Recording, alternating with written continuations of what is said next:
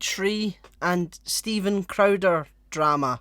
Oh, Jesus Christ. Okay, let me briefly Google H3H3 because I've only ever heard the name. I don't actually know what they are. Yeah, no, fair enough.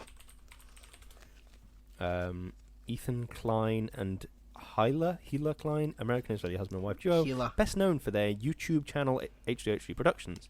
Majority of content on their main channel comprises reaction videos and sketch comedy in which they satirize internet culture. That sounds like my kind of thing. Are they good? They are good. Lovely stuff. So, are you familiar with the name Steven Crowder as well? Yes, I think he's a piece of shit, roughly shaped and dressed like a human man. Yes, that's him. That's him. Yep. So for those that don't know, Lewis has just said that H3H3, Ethan and Hila are, YouTubers. They do reactions, and recently they're doing a podcast. A big podcast. They've got big names on it. Justin Roiland was on it from Rick and Morty. So they're doing not bad. And recently, Ethan has went into the sort of political sphere of YouTube, That's a bold choice, isn't it? Yes, where a dog whistling little white nationalist stirs called Steven Crowder, who is a big fucking racist, a big piece of shit, and they had some YouTube beef. And what happened was Steven Crowder does this thing where he invites people on and debates them. Well, I say that. He barely does it anymore. What he's most famous for is the Change My Mind segment, where he goes on to university campuses and essentially ambushes college students who don't have any media training and are supposed to defend really complex political positions to a guy who's got about 1 million people on staff for him to defend his carefully well thought out talking points. But that's by the by.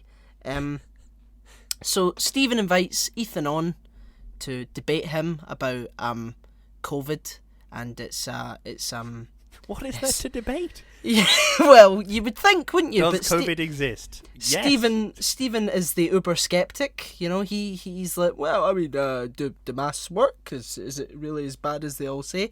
It is. just to get that out of the way. But Ethan, being a smart boy with an eye at the end, decided to play a little trap card on Stephen. You activated my trap card. Yes, absolutely. There's another gentleman by the name of Sam Seder, who I've not heard of him either. Well, he's a political commentator, and he's generally considered to be quite articulate and intelligent, and he's on the sort of left side. Okay. And Stephen has been running away from him for years and refusing to debate because he knows that he'll get his fucking arse kicked, won't he? So Ethan, being the smart boy he is, reached out to Sam, and both of them were preparing to sort of get Sam on while Ethan was on the show, Stephen's show. And so Ethan comes on, and they start talking, and they start sort of bantering back and forth, and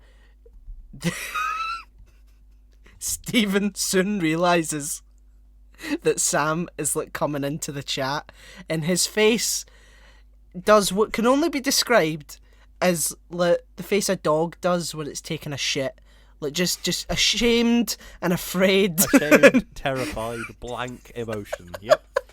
Yep. So Stephen switches his camera off, and his dad steps in and starts speaking to Sam on Stephen's behalf. This big, debate me, bro. I'll talk to anyone. And then his dad comes on and has to talk to Sam. And the conversation lasts for about 15 minutes. And Stephen runs away, doesn't he? He escapes. He escapes the clutches of Mr. Seder. And Ethan and Sam share a laugh or two afterwards. And it was incredibly entertaining to watch. Steven Crowder is an incredibly influential YouTuber with over 6 million subscribers, and is backed by numerous wealthy people who spout lies and just outright conspiracy theories. He has people like... Here's a bit of a hot hot take, well, hot recommendation. If you hear somebody is sort of funded by a very wealthy backer, they are essentially a mouthpiece for the wealthy backer. Yes, absolutely. Stephen Crowder is funded by climate change deniers so that he can deny climate change. Yeah, that's what they're saying. Yeah, absolutely. He has people like Gavin McGuinness on, who is an outright neo-Nazi. He's spoken to Alex Jones, who, while very funny, is an outright conspiracy theorist and a grifter who will... Alex Jones, the reddest man that has ever existed. It's just insane. Alex Jones, what a weirdo. Yeah. So, he's not he's an incredibly immoral individual, and to see him humiliated in this fashion was very entertaining, and I do recommend that you go and watch. We're a bit late to it, but I just thought, no, I need to speak about this because it was really, really entertaining. But don't worry, we're shouting into the void, hot on the pulse of current events. Talking about it 3 weeks later. Matt Hancock, we've got Stephen Crowder. Do you know what else will happen next week? Yeah. No, definitely. Next week, Theresa May will be ousted from power. Whoa. Oh wait, a year too late with that one. But there you go.